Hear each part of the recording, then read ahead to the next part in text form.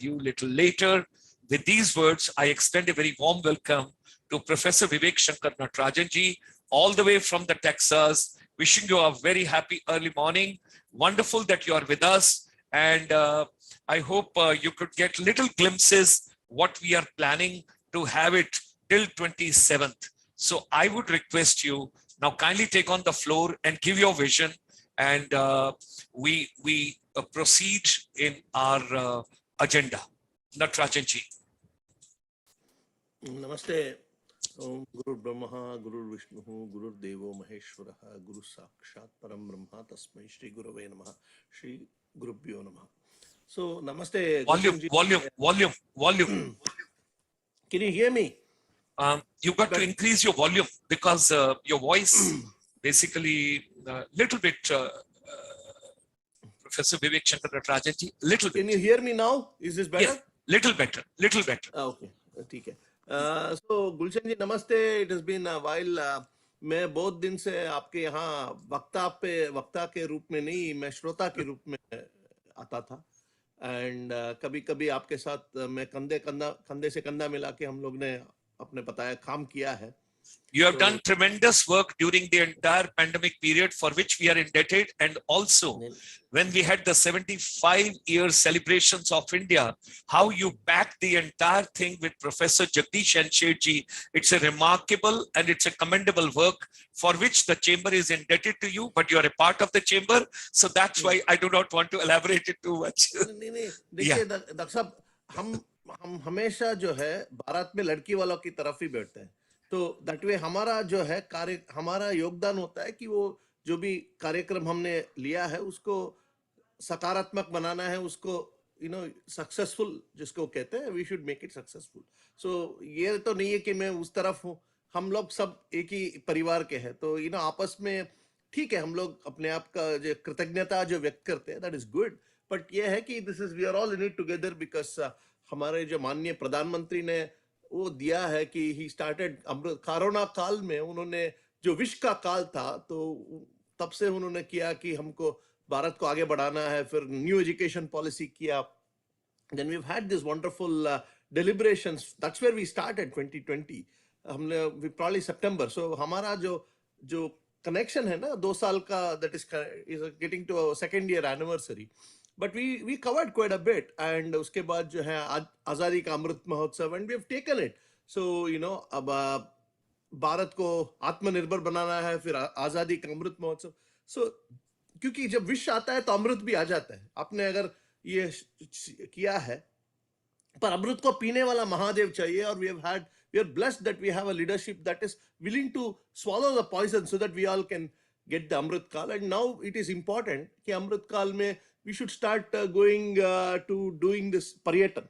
And I looked at the deliberations. आपने जो किया है, you've given I think from 10th through 27th.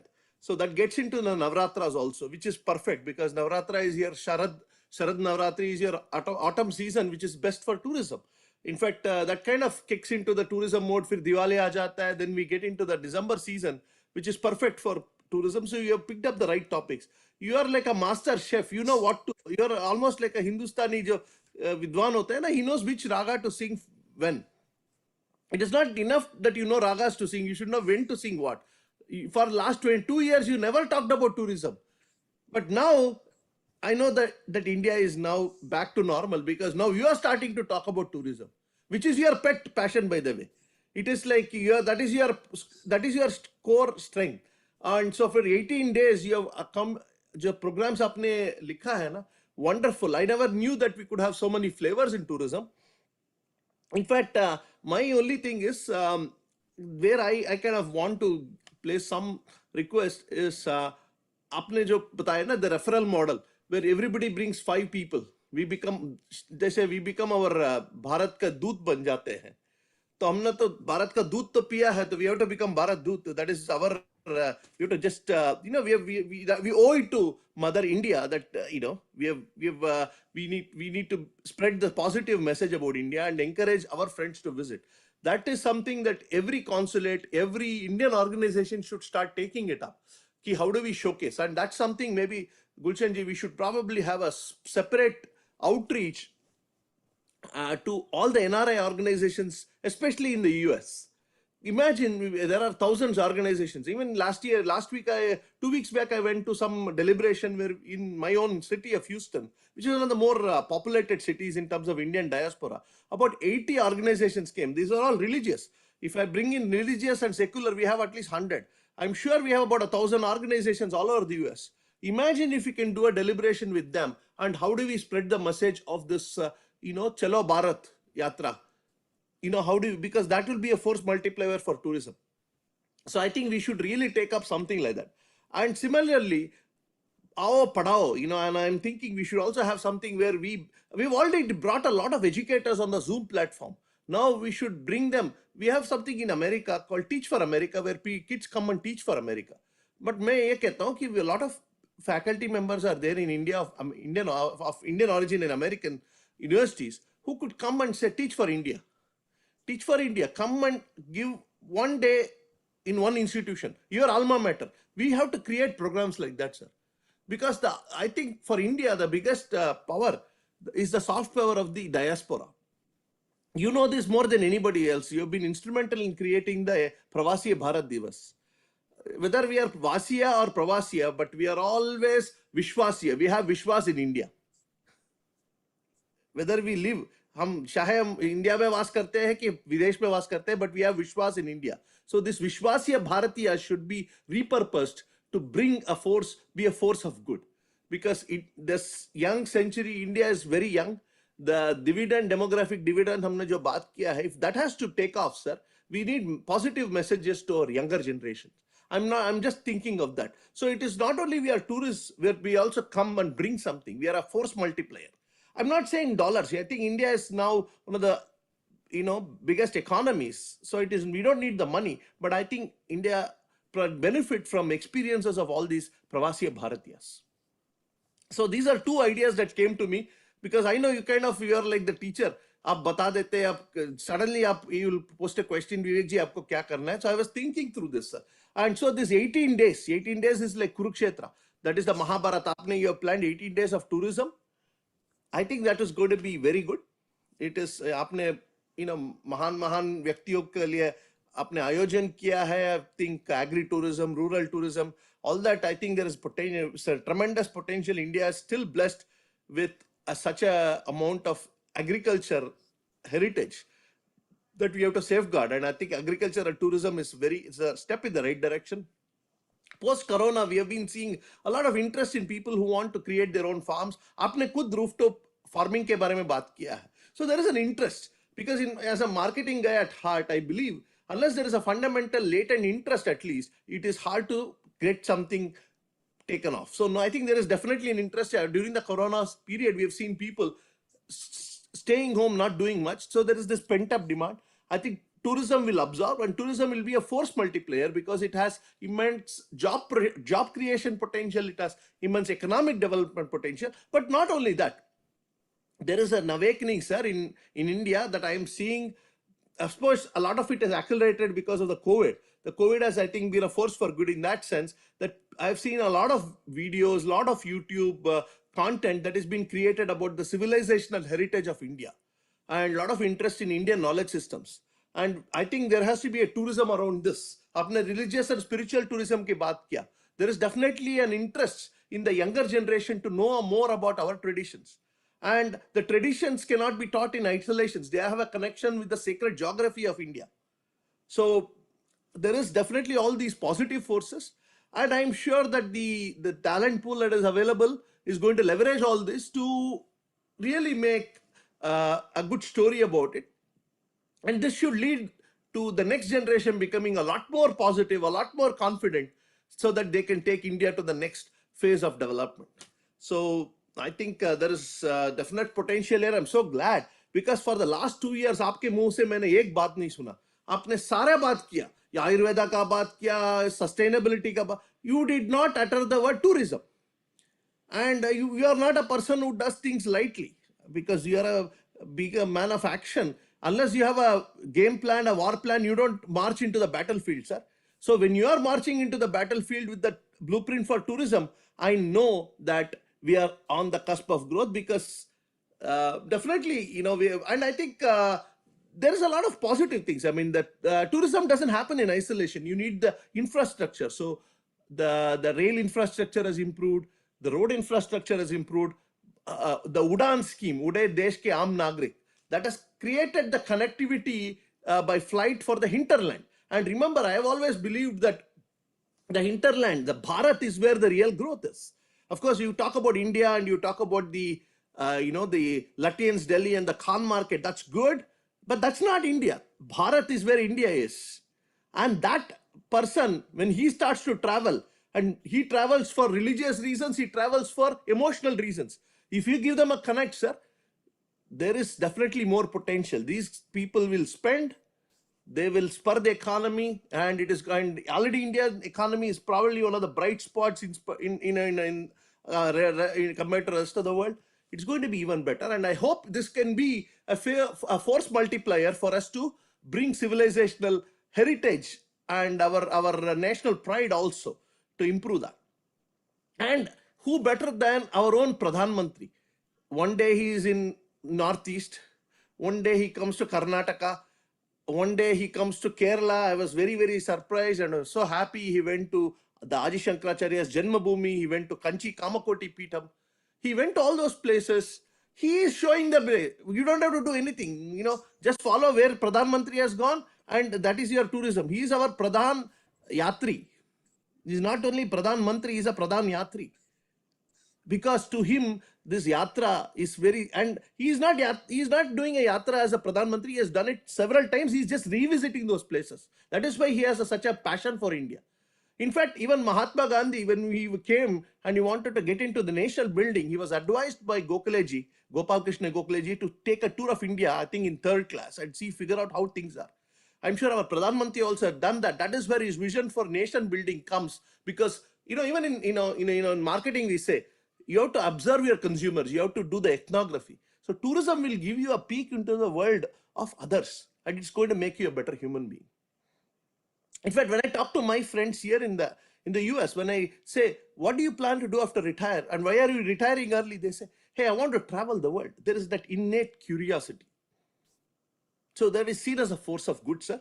The more you're traveled, I think you're seen exposed to more cultures. And even within India, there is so much diversity.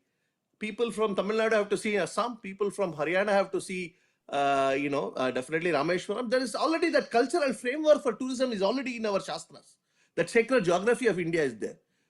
But now, I think with a modern outlook, if we can promote more of this will also have an economic angle. There will be an economic development angle. There will be a cultural, civilizational angle, which I think is helpful, because I think there is a certain nation pride that I see during the Azadi Ka Amrit Mahotsav. So, as usual, sir, thank you. It is always a pleasure. I don't know if what did I meet my brief? Did I meet your expectations? I don't know, but I can open it up for some discussion, because I don't want just vad. I want some vad, maybe even some vivad. That is fine. Thank you, sir. Thank you very much, Professor Vivek Shankar Natarajanji. As usual, you're always to the point, and you set the context so beautiful. And whatever you have covered over here, my only request is that this particular journey which we have taken now, because a lot of my brothers and sisters, those are in tourism, hospitality, airlines, they suffered a lot heavily, because tourism was the first bird to be shot when the pandemic came, and it will be the last to recover. So thereby, the World Tourism Organization also has given a very appropriate point, rethinking tourism. That is the slogan, and that is the caption which has been given by World Tourism Organization. 27th September is a World Tourism Day which we celebrate world over, given by WTO from the Spain in Madrid. Now, today is 11th of September. Till 27th, we have got 2 more Sundays. That is 18th September and 25th September. My humble request to you would be that you, being an advisor to ICSI, and we are going to celebrate together 2 years our Zoom journey and a virtual journey and a digital journey, where in spite of our best efforts, we couldn't meet in person so far, but emotionally, spiritually, wholeheartedly we have worked together and we have traveled together. And something very nice you have used, it is not Pradhan Mantri alone, it's a Pradhan Yatri. And that's something is a coining of the word revisiting places in India. And the slogan of the Honorable Prime Minister that every non-resident Indian should make an effort to get at least 5 people from the neighborhood, from the friend circle, from the known people circle. And today you have also made a mention, there are more than 1,000 organizations in America alone. Professor Vivek Shankar Natarajanji, I would request you, let's support the vision. And 27th September, we are releasing a compilation and a research and a book from ICSI under Feast. And I'm grateful to all those people who supported me to learn. And whatever I could pick up in tourism, Shri B.K. Goswami, the former Secretary Tourism, he launched Feast in 2001. And can you imagine, it has come a long way. Today in India, we have got more than 1,000 institutions of travel and tourism. There's a lot of research skills and other programs going on. So our efforts are through ICSI, we bring all these educational institution, research organization, skill-based organizations, and technology of the tourism together on a common platform. And that's why if I show you the slide just once again, or maybe that is something, it's a forum of educators and basically skill providers of tourism. That's a feast. And when you hear a feast, it's eyes. Feast for the eyes, feast for thought, feast for life. And tourism has to be given a frontal seat now. Professor Natarajanji. No, no, Dr. Saab, you're right. It was the first to hit and it is last to recover. So I think there is an indicator now. If tourism is now on your annual, that means India is really kind of probably past the corona hump, and we let's hope that we don't have any more problems in terms of the epidemic. And you're right. This is a good time because they say crisis should never be wasted. So last 2 years, whatever crisis has happened, now this is a chance to rebuild the tourism industry with the more state-of-the-art practices. Given my interest is in marketing and services, there's definitely some work I've not done explicitly on tourism, but I understand. And so, how do we bring the state-of-the-art techniques, especially in terms of revenue management, cost cutting? How do you make tourism operations more creative, but at the same time more efficient? If there is a need for that, I would be happy to contribute some academic research in that area, because it is an industry, and any industry always needs to revisit and its issues about competitiveness, its issue about benchmarking once in several years. So that is one area. The other thing is, I think, you mentioned about my availability, and as I told you, I'm available. You know me, and so whatever we need deliberations, I'm available. Definitely, we should also bring some of our senior academics that who have been on platform, because we've always talked to them about education.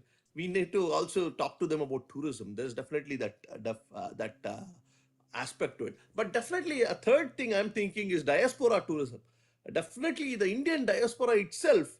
I think the Pradhan Mantri's vision, where you say you have to be Bharat Zoot, is very well placed. I think just talking about our diaspora and getting them to visit will be very important.